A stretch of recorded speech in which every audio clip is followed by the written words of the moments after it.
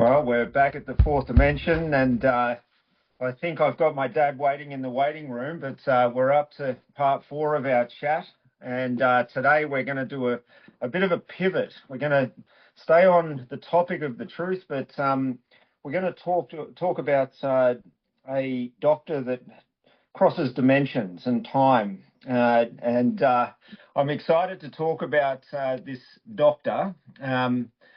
We've got a bit of a parallel going with Dr. Malcolm Bollard. So I'll start my camera up now and see if Dave Hogan is on the other line. G'day, Dave. Morning, Rory. How are you going?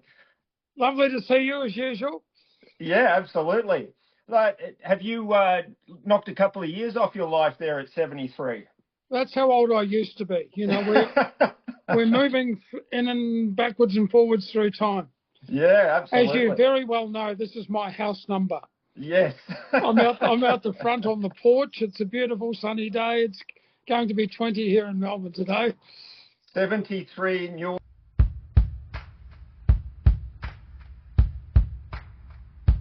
Sent numerous letters and postcards, probably not enough over the years, but I've sent many, so I remember the address very well. My favourite one came from, I think it was Jordan Post Office. Yes, yep, it was...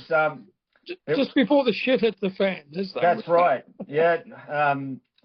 So we hadn't been able to send mail from Egypt in our trip over there, and... it took a trip over to Jordan near the city of the ancient city of Petra to find somewhere that could send a letter for us out of the Middle East. So and it's got real stamps on it, and it took about 2 years to get here. It was unbelievable. You know, it arrived in the mailbox one day, and the Middle East is exploding, kind of thing. And I'm going, oh, it's Rory and Kat's holiday card. How lovely! Have they gone back? To help solve some of the world's great problems. It got stuck somewhere in the matrix along the way. Yeah. Yeah. So you're looking really well. I like your hat today, Dad. It's part of, it's almost one of my tinfoil hats. Well, what it is, it's almost treasonous. It's an Irish purchased hat, but it's from the county of Ulster, which, as you know, is the Israel of Ireland. It's the only bit that's owned by the British, you know, just as a comparison. But it came from there, as you know, I've been over in that neck of the woods. It's a great hat for a day like today. Yeah, yeah. And I've never actually worn it before. So I thought that, you know, tinfoil hat, it's a perfect day today. But the one time I put it on around the house here, someone said, "What are you doing wearing an old woman's hat for?" And I said, "It's an Irish fisherman's hat, you bloody idiot." Well, given that you're wearing a hat, maybe I should wear a hat too today. So we can continue down this conversation wearing our tinfoil hats. Okay, Rory. Neither of them are tinfoil, by the way. And I've got the sun streaming in my eyes, so it's kind of working like a sun hat. Yeah, yeah. Well, we need some sort of protection from travelling through the dimensions today. I'm really excited to kind of dive deep into Dr. Malcolm Bollard, and I think there's a lot of parallels. The more I've been thinking about it since our last conversation, there's a lot of parallels between you know, this avatar that you created back in the day. I didn't personally create it. I had a hand in it. It was someone else's idea.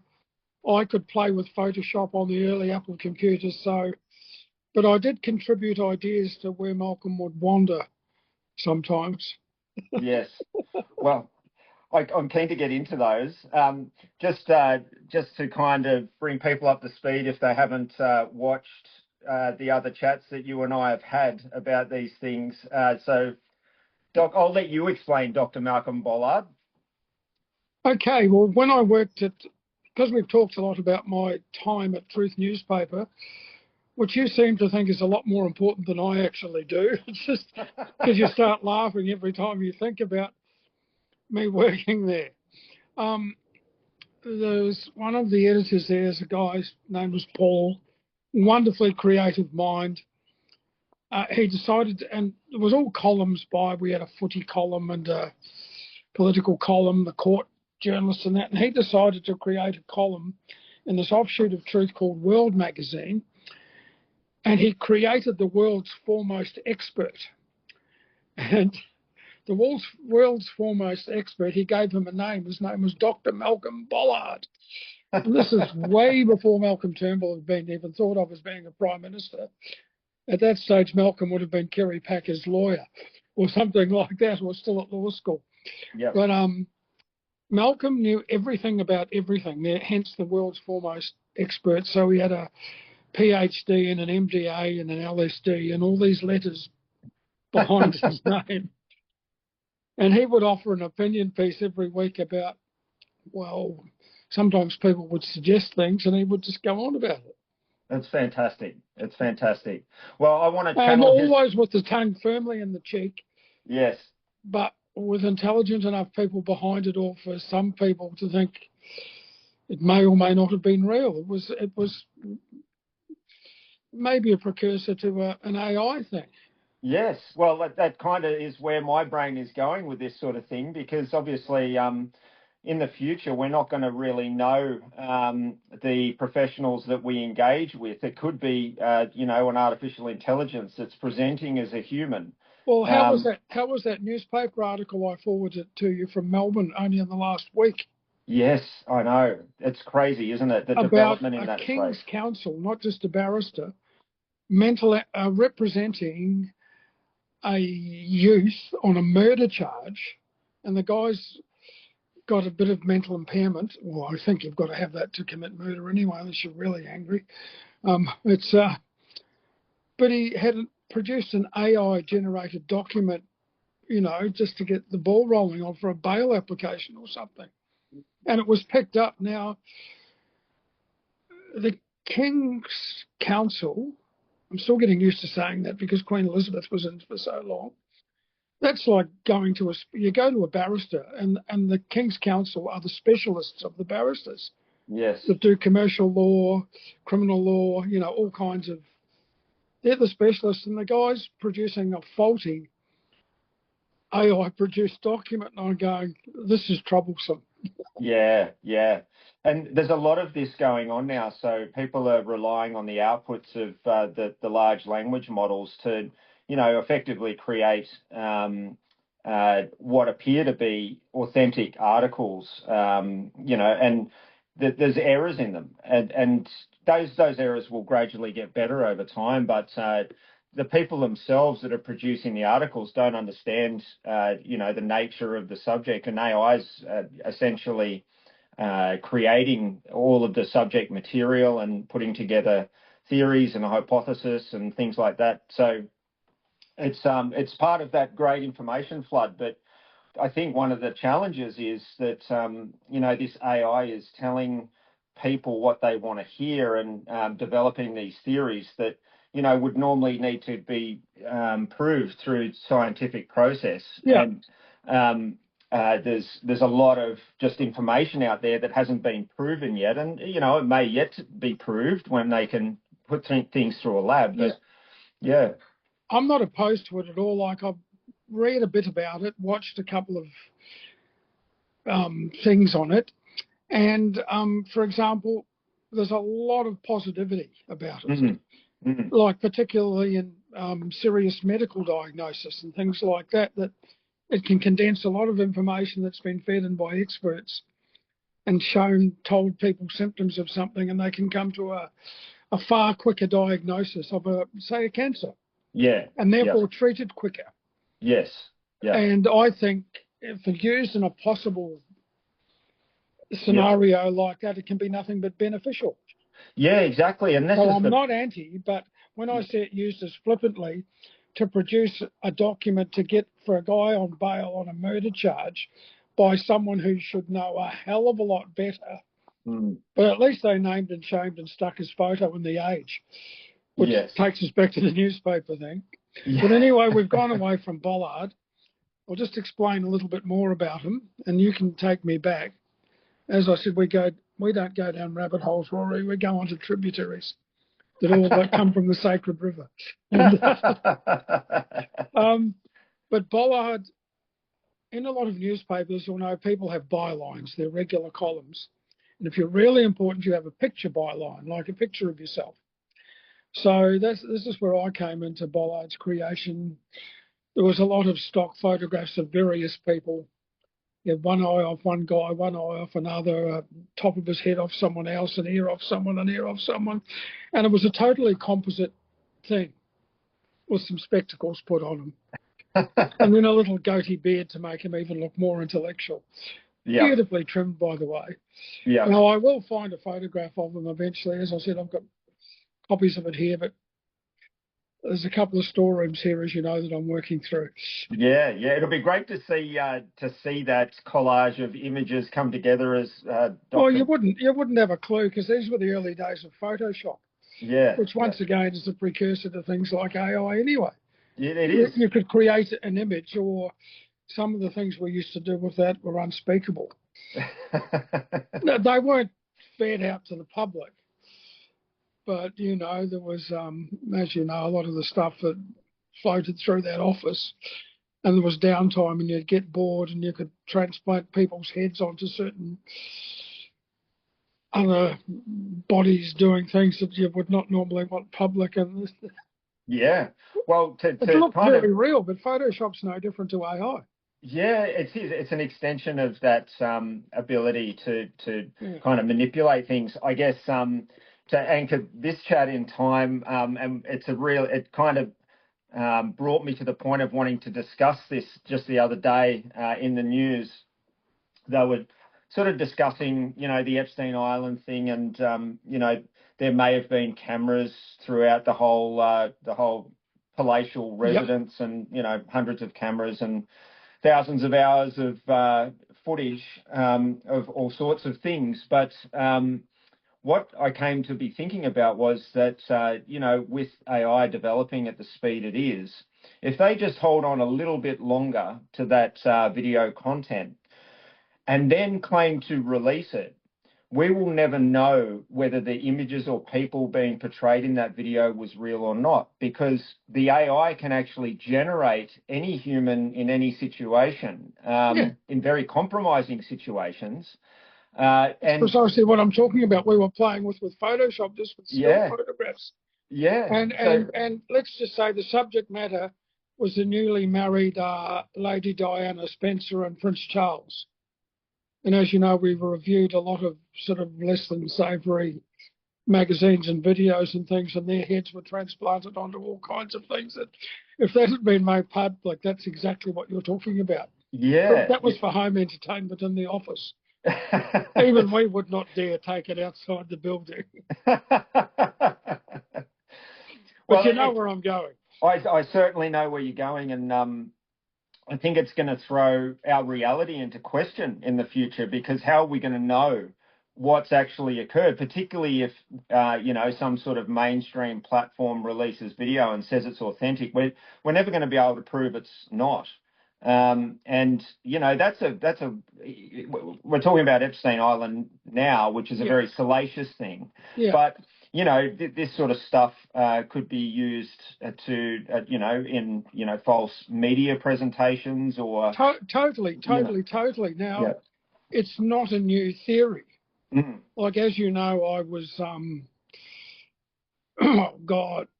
what was I, 19 or 20 on the moon landing. Mm. And around that time, Stanley Kubrick's great film 2001: A Space Odyssey came out. Now, we saw this footage saying this is them landing on the moon, and then we see this great Hollywood production, which was one of the first great special effects film that was so realistic, and we're going, oh yeah, the term conspiracy theory hadn't been coined as a phrase. Maybe it had been, but it wasn't used in my circles. Yes.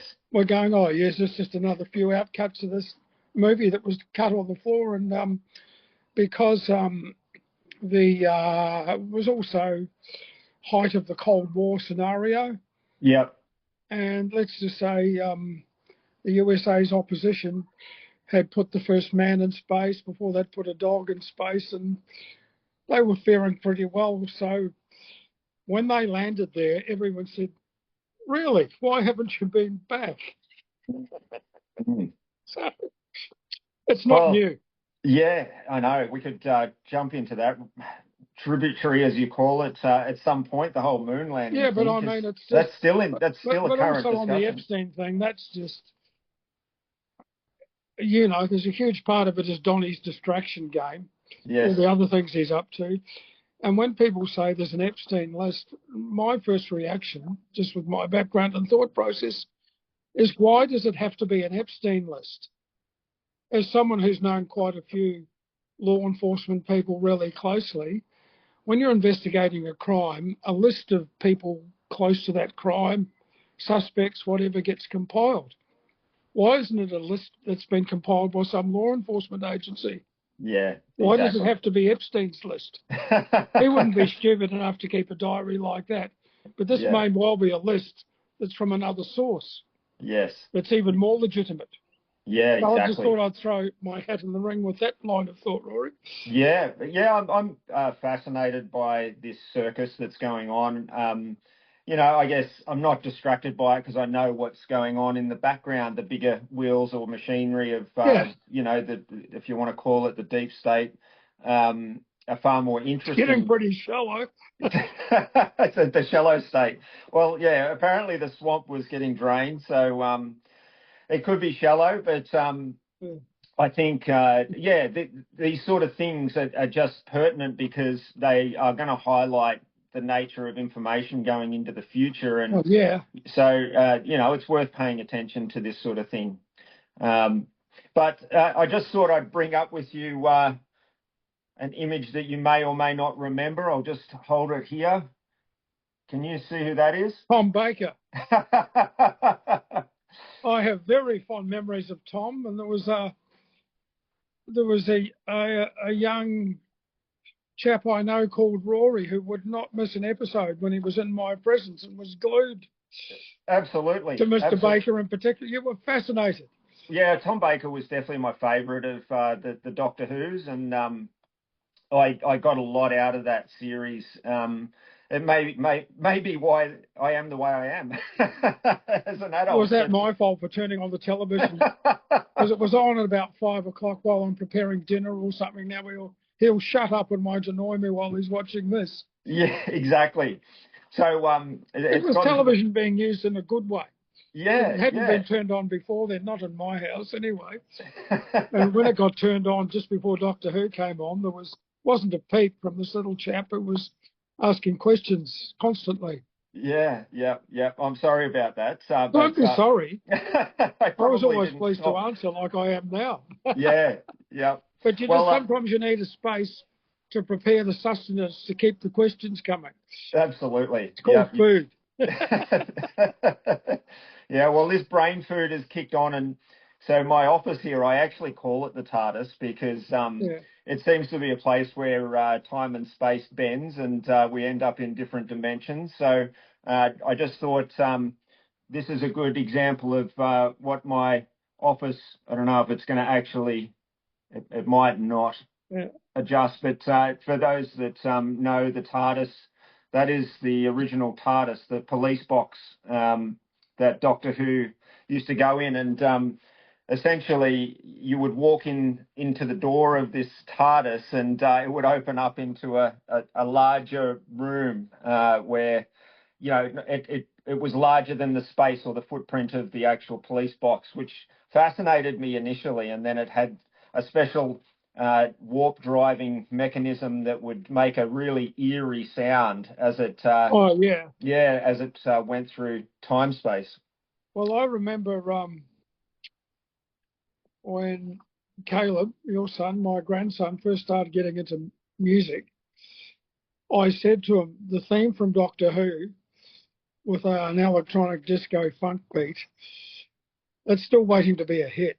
Yeah, I remember you discussing that. And saying, now, look, if you take that home and play with that and put a dance beat on it, you'll have doof, doof, #1 all over the world.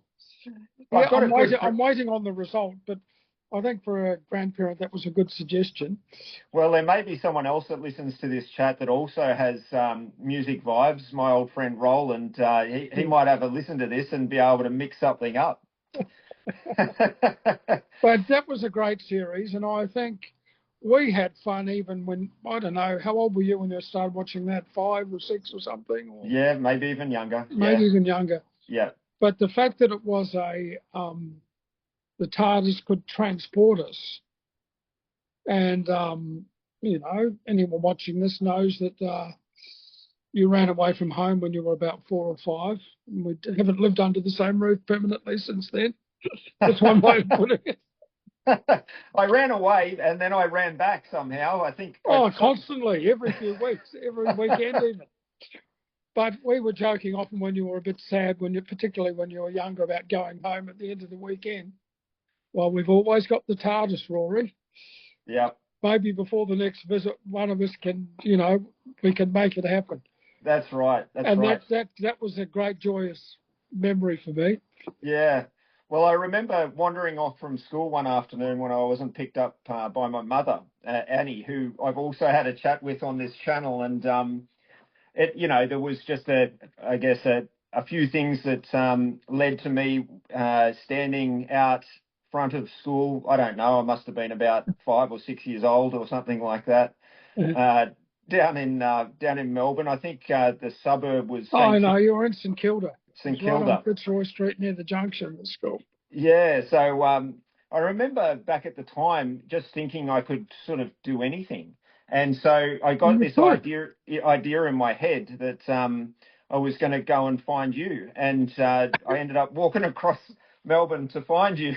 Well, the most appalling thing about that was, now, anyone's allowed to be 5 minutes late. The thing that angered me the most on reflection about that is that there was no supervision of that school in 1980 or 81 or whenever it was. Yeah. That had you delivered into safe hands, like your mum or your dad or your stepfather or whoever. Yes, yeah. And you were just able to wander off. But fortunately, your sense of direction was pretty acute. You knew if you walked down that way, you'd get to Albert Park Lake, where we often used to go on those paddle boats. Am I on the right track? Yes, absolutely. Yep. Do you want to continue with the story? That's where my internal compass kicked in at about that point. Yeah, please continue. You want me to continue? Or yeah. Right at the end of Albert Park Lake, there was a street called Clarendon Street. And we still have a very dear friend whose name is Tony Slade, who was a chef at a pub called the Cricket Club. Now, quite often we would go down there for lunch when you stayed where I lived in a little street called Market Street off Clarendon Street. Yes. And the lake was at the end of a park, just at the end of your school. So your sense of direction was acutely great.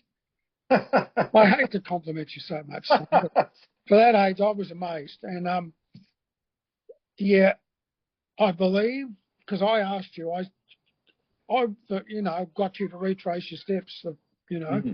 Yeah. And a week later or something said, how'd you get here? And we did it in reverse. So we did the lake. Then you knew where Clarendon Street was, because we would go down there on the paddle boats quite regularly. Yep. And then you knew if you got onto that street, we'd walk up and there was Tony's pub on the right-hand side, as you called it. Yes. Where we had many a fine meal. Yes. Because we would always get spoilt with all the extras because our dear friend was the chef there. Oh, Tony was such a great cook, probably still is. And he still is. Yeah, he still is. Lovely man. He's a wonderful guy. And then I guess you walked a few more blocks and you'd hit Market Street, was where Jane, my wife at the time, and I lived. Yes. And it was just approaching dark. I think Annie had arrived. And you weren't to be found. So the police were out looking. She'd notified Tony. The people from the officers' mess or whoever from the military were looking. Yep. You were on your way to Dad. You avoided all military and police I'm still good at that. And then I got a phone call right on dark saying, "Oh, Rory's not there and your mother really distraught." And of course I completely erupted Yeah. and said, if anything's, anyway, we don't need to go there because you were safe. But just as I was exploding on the phone, there's a knock on the front door and Jane's going, "Shut up, there's someone at the front door." And then I hear, "Oh, hello, Rory, come in. You had found your way. Yes. Yeah. You were being hunted for by the military and all the police people, and Yeah. and mum and other people out in their cars looking for you. But you had avoided detection because you're on a mission to go this way to there. You got there. There you Really go. clever. It's one of my earliest visceral memories is not so much the walk. I remember flashes from the walk. It was a long way. Yeah. I mean, But I remember after knocking on the door opening. So I remember that moment really clearly. And I remember seeing looks on your faces that were just not what I was used to. And there was a lot of emotion in the air. And I think I didn't realize the gravity of what was going on. So it imprinted on my memory because, yeah, everyone was quite upset, but well, I'd elated at the same say time. I'm guessing there would have been a 2 to 3 hour period Mm. that you were unaccounted for. And you were 5 or 6, relatively young, so to speak. Yes, yeah. Well, I must have climbed into my internal TARDIS and found my way there. Well, because I don't drive, obviously, and never have, the route you walked back was a route we had walked. Mm. I mean, Jane would drive us to places, your mum would drive us, but when you and I were out, just us, would be walking or on a tram. Now, there was a bit of a ritual on a Saturday or something, if it was a nice summery day. We would walk from Market Street and go and have lunch at Tony's pub and then go down and get on the paddle boats at the lake. Yeah, So that must have embedded it must have. Yeah, into the route that you took. yeah, yeah. Because believe me, at the time I was trying to analyse how the hell did he do that? Mm. And I thought, oh, well, he's walked it in reverse many times. Yeah, So, yeah. but it was pretty smart. Oh, well, yeah, I So I was guess lucky as well. Lucky as maybe that's well. why all my hair fell out. Mum's hair went pure white. And Yes. we've always got on pretty well, but maybe I swore that day. Yeah, well, you're allowed to swear on days like that. I think Sorry, everyone Andy. would. All was well. It was Rory's fault. Yeah, I'll take the blame for that. Good times. So we've got this Dr. Malcolm Bollard. He's being created back there in the 80s, and he has, a bit of a following going on out there in the ether. People are obviously reading his column. What sort of things would he kind of get involved in or have an opinion on back at the time? And anyone who took it seriously was nuts. Yep. It was a satire, Yes. but under the guise of being, I had nothing to do with the writing of it, but often I would throw ideas. And as I said, my friend Paul wrote it. Very well educated, highly, highly, highly intelligent. And he could go into any subject like physics, get down in the gutter, low down and dirty, just anything. I mean, it was like political comment of the day, but because he was the world's foremost expert. Yes. And people might have been talking about artificial insemination or a political scandal or a war somewhere or some new scientific discovery that may have been completely fictitious. And people are reading it and going, God, can they do that now? Yeah. So it Excellent. just went all over the place. Yeah. There was no theme. Yeah. Except he was the world's foremost expert. Well, I mean, and often leading political advisors around the world would ask him advice and all kinds of things. That's fantastic. So if Dr. Malcolm Bollard exists still because we're talking about him. So what do you think he would have to say, or what sort of area do you think he would be interested in at the moment? Given, we've got so many things going on out there in the world, where do you think he would comment? What sort of subject? Would it be geopolitical, or would it be something to do with artificial intelligence or,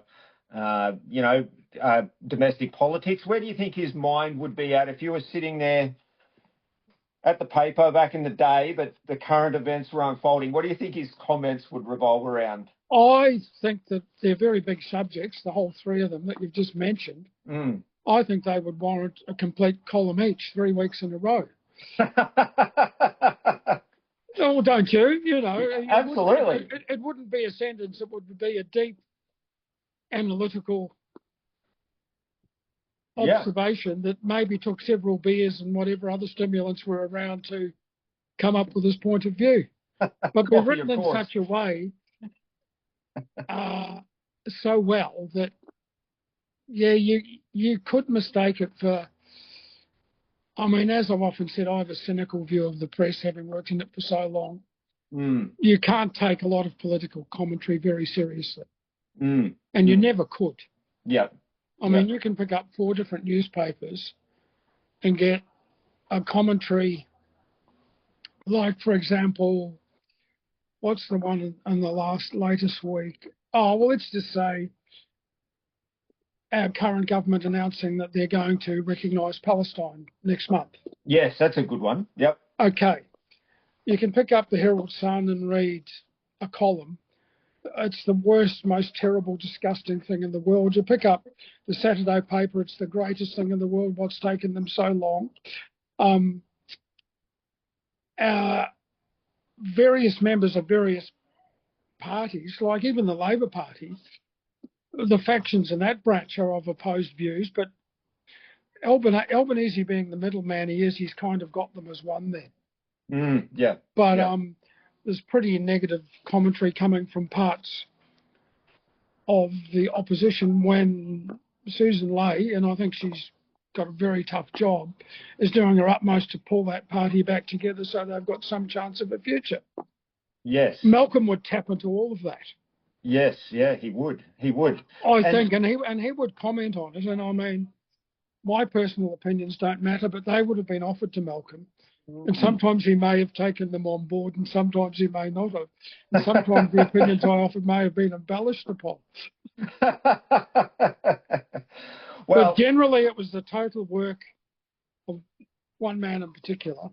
Yes, yeah. But he was not averse to accepting a joke or a bit of outside influence. So I was happy to be working there, typesetting these columns, you know, putting the page together with it on, and sometimes making a flippant comment. And when the page came back for revision, finding that my flippant comment had been inserted in and another bit had been put out. So that's great. The lines are hazy. But I think that would be a good one. That would be a typical one that Malcolm would be involved in. Yes. Yeah. Well, just on that subject, I'd be interested to kind of flesh out what Malcolm's or Dr. Malcolm's views would be on, the political manipulation that 2 superpowers are applying to Australia at the moment and how that's affecting our domestic politics. So on one hand, you've kind of got, the Chinese who are heavily invested into Australia and trying to achieve their political outcomes for better trade deals and other things in Australia. And then you have, the US who are also trying to have a security footprint here in Australia and a loose ally in their kind of strategic game. So they're, you can see American politics affecting Australian politics, and essentially, our political parties are having to kind of choose sides. Well, on the Palestine deal, yes and no, because what they're doing is joining forces with the UK, AUKUS, UK, Australia, and the US.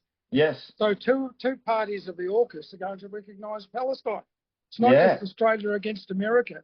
Now, none of the journalists have actually written that yet that I've been aware of. Yes, so that leads us to... That's my inner bollard saying, okay, this isn't one-on-one. Yes. There's 3 parties of AUKUS. 2 of them are now aligned on this particular issue. Yeah, and What do you think of that? I think that it's an example of how Australia and America are not necessarily aligned, and I think this fracture should be focused on because America is trying to drag us into their problems around the world, and Well, that has always been the case. I mean, yeah, look at everything, just everything from yeah, as long as I can remember in my lifetime, like the whole leading of Australia into the fictitious weapons of mass destruction, yes, into Afghanistan, into Vietnam, any of those places, really deep down, with all due respect to all those who served, they were obeying orders. That was their job. yeah. Deep down in my heart, I don't believe we should have been involved in any of that. Yeah. And we were dragged in, Yes, and it's or not pushed socially in, or acceptable. blackmailed in, or Yeah. whatever. And let's just say, and if you know, I think I like the whole concept, and I've heard it muttered by various people. We are a sovereign nation and should make our own decisions without being unduly influenced or pressured by anyone. Yeah, I Now, I agree. would like to see Australia really strongly become that. Yes, I'm with you, and I think Dr. Bollard would be as well. Yeah. So Well, we are Bollard, Rory. We can put words in Bollard's mouth. I don't think he'll mind. No. But I guess how you said people are muttering it. We're not proud enough to yell it from the rooftops yet. We're a nation that is still kind of getting to know itself and what it stands Yeah. for. And I don't really think we're ever, with the current state of how it sits, we're not in danger of being invaded by China. They're happy to purchase from us. Correct. Yes. That's my belief. And they are a very smart long game player. I mean, there wouldn't be weapons of mass destruction if Marco Polo hadn't gone there and found gunpowder. And also, there's another thing. We wouldn't be wiping our asses in the West either. Because the Chinese invented toilet paper as we know it. There you go. They were using cloth and water, and Marco Polo went there and found the soft, specially designed paper and brought it back to Europe. So everyone would have no weapons and they'd have dirty asses without China. Their knowledge must be respected. It's ancient. Wow. I'll tell you what, we got the Chinese to thank for getting through the COVID pandemic then, because everyone needed toilet paper at that stage. Oh, so, it gave everyone the shits. So and they may have created it, if you believe the West, just to generate more toilet paper sales. Because how much? And I mean, I'm not inventing that about Marco Polo. That's actually real. Yeah. That is a fact. Yes. Yeah. And yes, so much has come out of China actually. To think it's a nation that has effectively maintained its culture and tradition over thousands of years of, enemies, powerful enemies coming in from different directions and, going to war with them, but yet maintaining that culture and history. And I mean, I don't know because I'm no expert on studying wars, but from what I would think, I don't think they've been involved in a war since their war with Japan, which was before World War II. And that's why the Japan army was so, let's just say, battle-hardened. Yeah. Because they'd been at war with China not long before then, but I don't believe China's been involved in a military skirmish since then. Yeah, they haven't had any major battles, but there's been the skirmishes along the border with India. Yeah. That they've beaten up a few of each other's troops. Yeah, but there hasn't been an all-out invasion. No, there hasn't. Yeah, very luckily. Thank God. Yeah, and look, I don't think they're perfect. I think there might be, they're protecting their territorial integrity and shoring up their supply routes. And, there's nations that are probably going to fall into war around them because of the Western, and that's the Western terrifying. agitation. Yeah. So the And, West is agitating in places like and then Thailand and Myanmar. there's certain press things like when China's navy gets a bit close but remains in international waters, Mm, the press alarms everyone, mm. makes all kinds of weirdness, accuses all kinds of people of weakness. Now, but they never report on where our navy goes and joins whoever No, on exercises in the South China Sea. that's right. To Yeah. me, it's not much different. Mm, mm. Should I be hung for treason as David Bollard? No, there's no treason in that. It's just an observation. Yeah. And look, I think so. In the Art of War, they say that Sun Tzu says you need to keep your friends close, but your enemies closer. Oh, totally. And I think there's a lot to be said for having really good trade with the superpower that will eventually, and probably already does, have the military ability to defeat you. So it's in our interests to have good trade with that nation. And the fact that it was undone in the previous 10 years of government by one of the many prime ministers' comments regarding COVID, which everyone. Yeah. But the cray fishermen, the wine growers, the beef growers, the grain growers, we're talking about billions of trade that was lost. It's taken 2 years of serious negotiation to get that back in track. Now, economically, Australia, what we trade with China, the next 4 countries, and that includes our trade with the USA, there's 4 countries it takes, the next 4 on the chain, to equal what we sell to them. Yes. Now, I think that's to be looked after. Now, whether we wish to pay for nuclear submarines, create new hydro or nuclear, whatever kind of power or anything, we need that trade to keep the money rolling. Yes. Yeah. To keep the country on track and to build it and to grow it. Yeah, exactly. We mustn't, forget that, I don't think.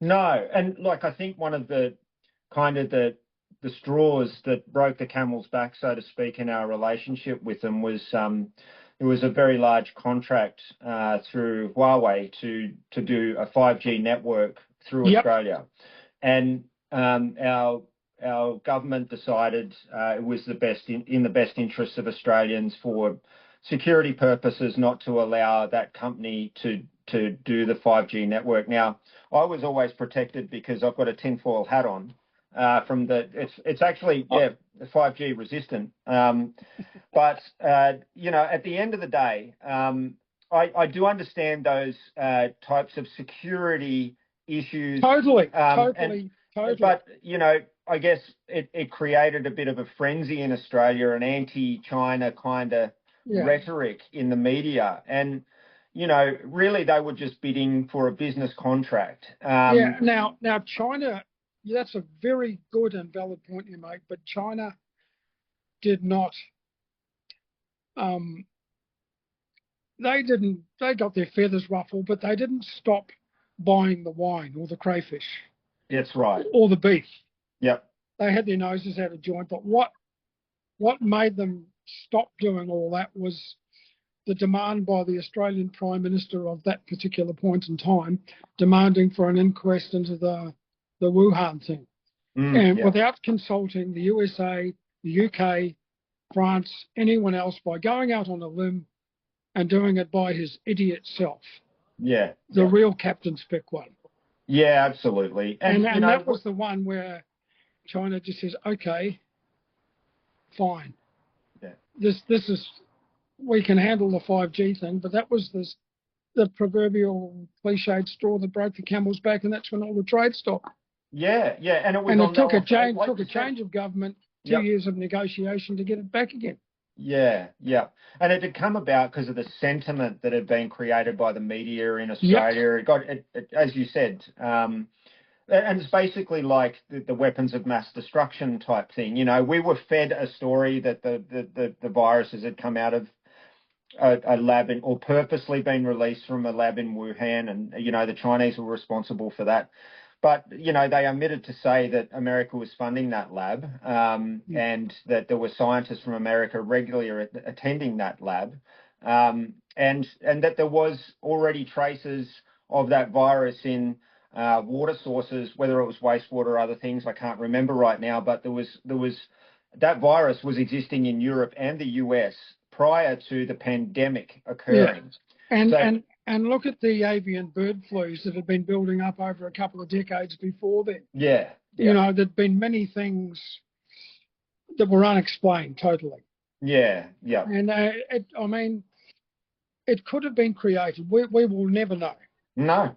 Yep. That's right. It's like the great call for the Royal Commission here. I think the whole thing, the Royal Commission should be abolished, because all they do is cost millions of dollars and achieve nothing. In the end, there's recommendations, but they soon fall by the wayside. Yeah, it's a tough one. And at some point, we've got to let go of this old baggage to be able to move into the future with a clear mind. Yeah. So, the blame game and all of that sort of thing is, it's not very productive right now. And everything's changing so fast that our political leadership is just not keeping up, because they're getting bogged down in these things. Yeah, and it's changed for the worse. Because, in times of wartime, as you know, the hands went across the aisle. The country came first. Now it's personality politics. Yeah. And it just gets dragged on. Yeah. One after the other, one after the other, and it shouldn't be us and them. It should be the country first. Yeah, absolutely. And I think that is what we have lost more than anything. Yeah, I agree. And I guess Dr. Bollard would probably have a view on, our current democratic structure in Australia, because it probably has some things that need tweaking. I'm not saying that it's, this nation's been around for over 200 years, and we were federated in 1900. So, we've put together a really solid constitution over time. We've got a lot of good things going for us, and, a good democratic society in many ways. But I'm fairly certain Dr. Bollard would probably reconsider the framework of our democratic governance moving into the future, because he would in every country, because what Dr. Malcolm Bollard did was tell the truth. And he would start with the USA, and he would say, I'm just being Bollard now, I'm channeling him. Yep. Hang on. There we go. I'm channeling You're going through the wormhole. He would say, there is no Democratic Party, there is no Republican Party, there's just the gun lobby and the Jewish lobby. And where does the fine line get drawn? Maybe it's one and the same. Yeah, isn't that interesting? Which is the country. That's just a metaphor for saying USA. Yeah. Not us and them. Yeah, exactly. And you go to somewhere like Virginia, it's not Democratic, it's not Republican, it's coal country. That's where the mines are. Yeah. I think we've got to get back to those kind of basics, but I can't see it happening. Well, we can, and I reckon Dr. Bollard would say that we need to get rid of the donor class. To have an effective democracy, we have to get rid of it. And I guess the way that you can run politics without a donor class is, I think we might have talked about this. It might not have been on one of these chats, but we might have talked about it offline, how public service, or should I say political service, should not be something you can buy yourself into. In my view, it would be much better served if it was kind of like a conscription. And I'll kind of clarify that in that, if we are going to war and the nation needs soldiers, they have a ballot system. And if you're called up, you go and serve your country. Yep. Now, I think in peacetime and in wartime, but it's more important in peacetime, that we actually have a ballot system for people, and it's like a service to your nation. Now, if you were called up to be in politics, then you would do, some training so that you understood how our political system works.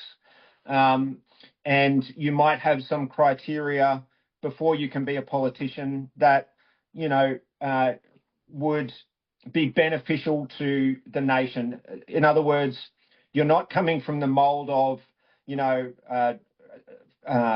first world kinds of society where you've gone to a private school necessarily, or had everything handed to you on a silver platter, Yep. and then you've got a big business that you're running while you're one of our leaders. I see it as like a duty, and to get the best out of our nation, you need a really good cross representation of the nation in politics.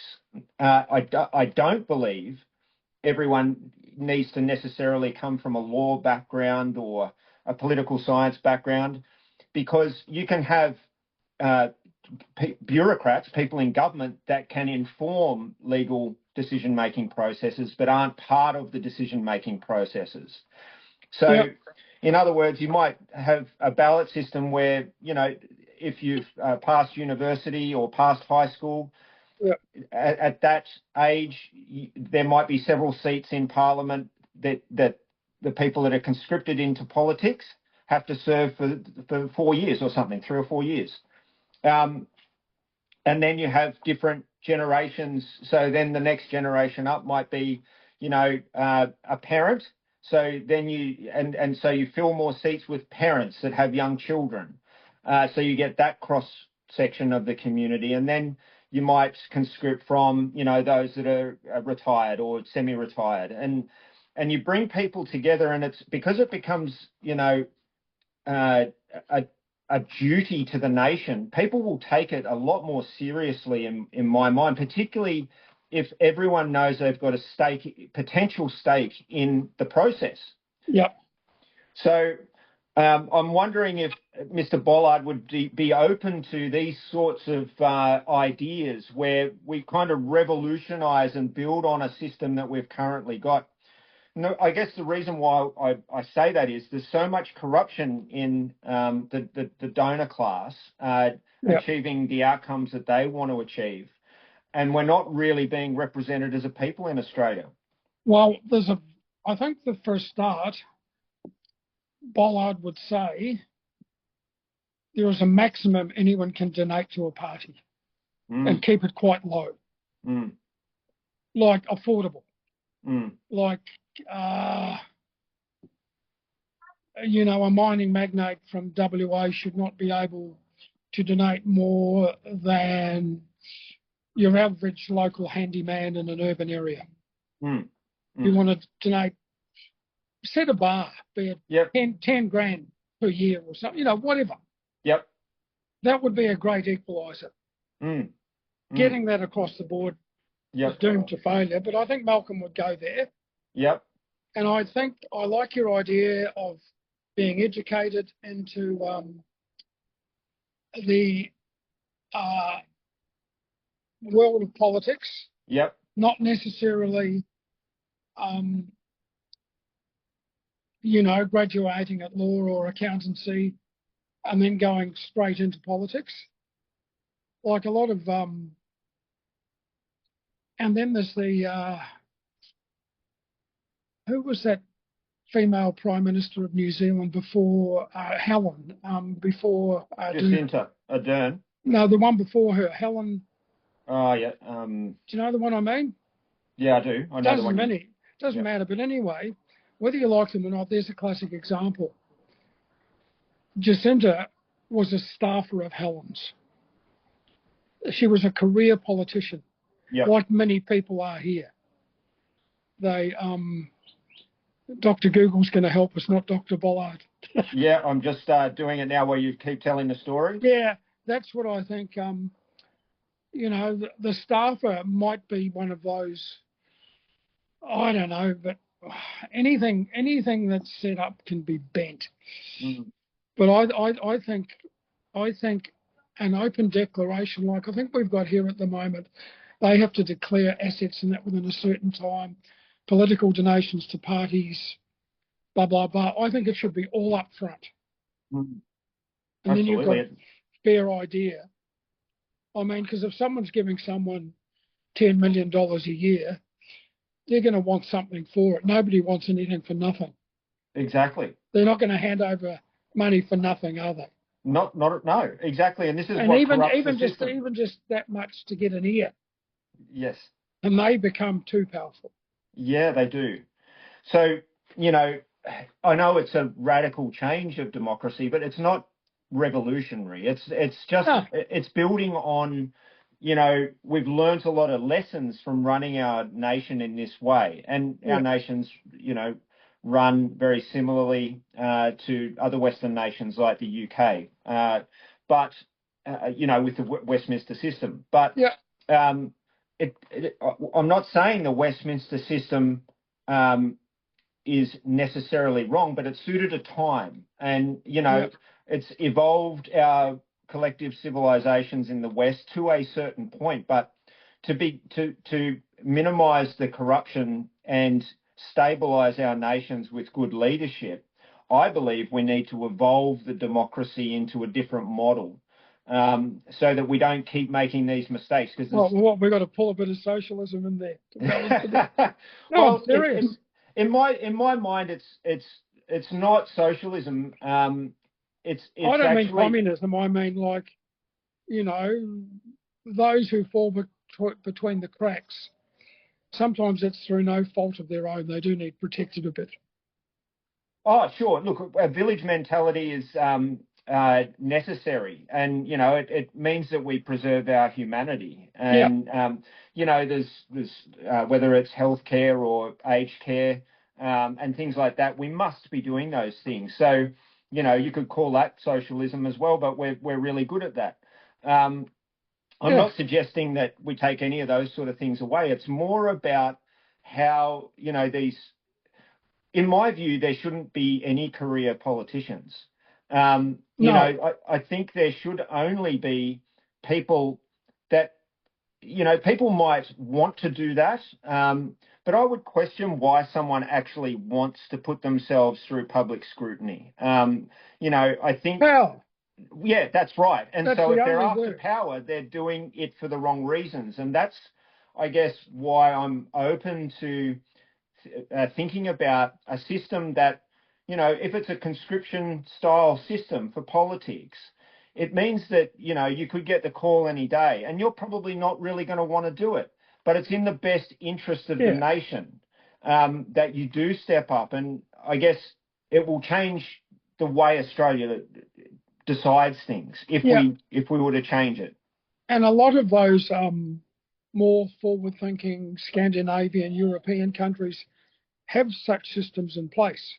Yeah, they do. Yep.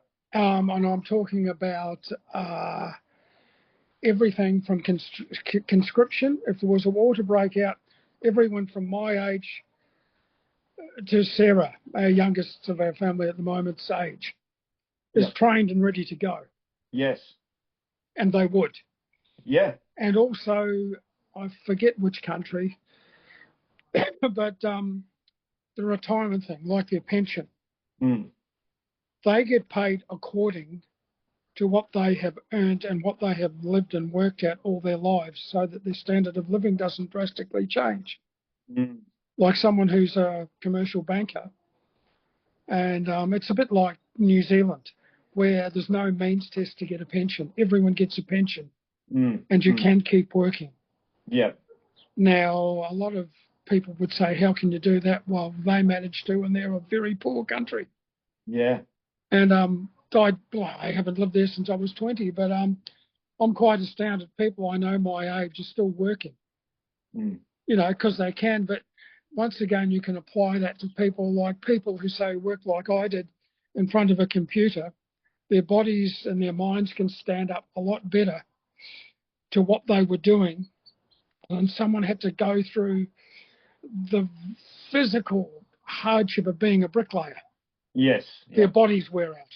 Yeah. I'm just using them as two diverse Yeah, things. exactly. Yeah. So you've got to look at that differently. Perhaps the bricklayer should be able to retire earlier to rest his body. Yeah. And the other one can keep working if he wants to. Well, I think you're right. And one of the challenges is that our whole workforce is going to change. So, whether we like this AI coming or not, it is coming. And so It's there's going here. to be robots that do all of the jobs that humans can do. Um, and so, we're going to be faced with that as a paradigm that everyone's going to have to adjust to. And they're talking about, well, if they take away your jobs, these big companies that use robots are going to have to contribute to some sort of fund that's a UBI or Yeah. universal basic income for people. And those big companies do not like parting with their money. They don't. So, it's quite a dystopic future when you consider it. Helen Clark was the Prime Helen Minister. Clark, that was her name. That's it, yep. Maybe dementia setting in for me, Rory. No, Sorry. it's what's that? Well, she was born 1950, so she must be Yeah, a year 70, younger than me. 75. Yeah, there But you go. anyway, Jacinta, all I'm saying is she, as a junior, after doing a university degree, joined Helen Clark as a junior staffer. So on one hand, she really learned how the machine worked. Yeah. And there's one side of me that says that's a really good thing because they know how to international diplomacy, for example. There's a certain way you speak to people. Sure. There's a certain way you conduct yourself. But that's all respect. thrown out the window. No one and follows you can those see rules. people from all countries in the world, like I would say, what Boris Johnson, Tony Abbott, and Kevin Rudd all in the same fucking basket. Now they're all, I'm not picking on any one particular party. On the international stage, they're all buffoons. Yeah. That's just my personal take on them. Yeah. Oh, and Scotty from marketing was probably the worst. Well, I mean, just look at Donald Trump. I mean, he's just another example of someone that's just, that's tragic, and it's reflective of what you were saying on his background. Yeah. He's talking about Ukraine like it's a piece of real estate. Yes, yeah. And the horrors that is going on in Gaza, we could turn this into the St. Moritz or something, a big holiday resort. I mean, that's just a real estate mentality. And when he talks about making a deal, that's mobster talk that he's got out of Martin Scorsese movies. I don't think he'd stand up well in the real mobster world. No, neither do I. But I mean, that's a classic example of money equals. He didn't need to do it. He's doing it for power. Yes, absolutely. And his own whatever. Yeah. And whatever it is, they've got him, and God, keep him away from Australia as much as possible, please. Yeah, and the tragedy of it is that his pursuit of power is potentially going to put the world on the brink of nuclear conflict, or maybe even take us into it. So now, there's a funny one while we're on, Donnie. Our previous government, the Prime Minister that most of the coalition voters seem to dislike, verging on hatred the most, is Turnbull. Now, Turnbull was the only one that took on Donnie and made him keep a deal that he didn't want to keep, and that was the one where Obama had signed an agreement to take the people off Manus and Nauru. Do you remember that? I do. And, not doing that. Now, Malcolm sat down and bang, bang, bang, bang, bang, and got him to agree to the point that Donald's statement was, you're even worse than I am. And, all I'm saying is that was someone who's much rubbished by the coalition supporters, who was probably the hardest man of them all. Yeah, yeah. And he's the only one who got in that guy's ear that did anything. Yeah, yeah. No, credit to him. So that's just an observation of Malcolm's. Yeah, no, credit where it's due. And what we need is great leaders like that are prepared to say no. And, I don't see that around much anymore. Well, he didn't take no from him in his first term. Yeah. And he's one of the few world leaders that got away with it. Yeah. So we do breed them strong here. We just need to get the right ones up there because the next few years, I think, are going to be really telling for Australia. Yep. And, these things, if they aren't sorted out soon, I think are going to put us in peril. The society is going to fracture and people have lost faith in the political system. They don't engage and they go and, instead of really thinking about politics, they just start ticking boxes with, funny names like, whatever the Tomato Party or the Swingers Party or whatever the parties are. And I know people my age who should know better. Yeah. A couple of people that whose names I won't mention here, and they said, I hated them all, so I just went and didn't want to get fined, so I wrote "you're all fucked" and stuck it in the ballot box. And I just said, please don't tell me that. No. I'd rather not go down that conversation path with you. Yeah. If you want to do that, that's up to you, but I don't want to know about it. Well, it's almost to me as agitating as someone that is following a political party that's trying to ram their politics down my neck. Someone that's disengaged from it is just as frustrating to me. So, it's an interesting time, but, maybe people listening to this chat will take a little bit more interest in... I like to keep my hope and faith in the young. Yes, yep. I really believe that there is a great future for this country, and I believe that it's not in people of my generation's hands. It's those who are coming up now. Well, that's my view too, Dad. People my grandchildren's age. Well, it's funny you should say that. It's their turn. And I'll give you an example. None of my grandchildren, because they're not in this position with me anyway, I have...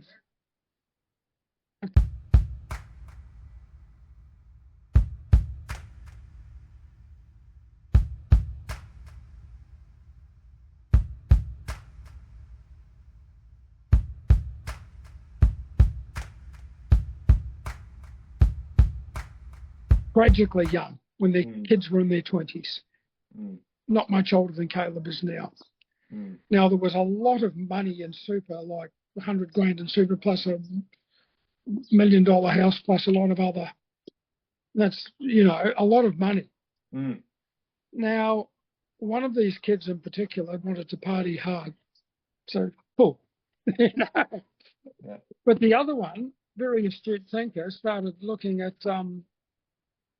where mum and dad's money was invested and what the super funds were investing in, and decided to say, well, I don't like that, I'm going to put it there because I believe this is better for the country than that. And that's not an isolated story. No. Yeah. And I think they are the thinkers. Yeah. Well, it's a really good segue, Dad.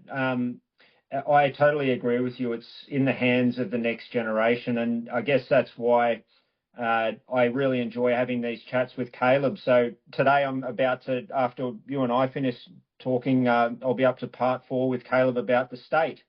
And give him my love and tell him to reply to that message I left him on his phone a couple of days ago.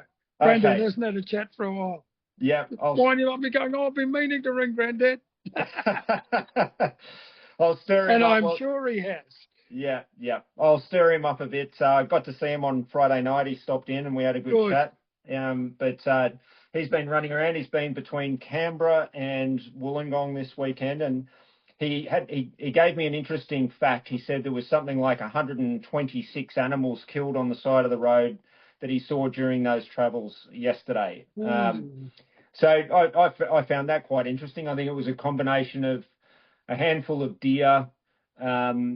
There was obviously the majority was kangaroos, but there was wombats as well. So there's a lot of animals coming out onto the roads and being hit up this way at the moment. Is he travelling well, or is he living on roadkill?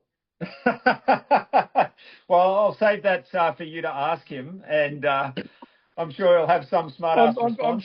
I'm sure his grandfather could ask him that, and he'd get a damn good laugh. Yeah, he would, and he'd give you a smart ass response.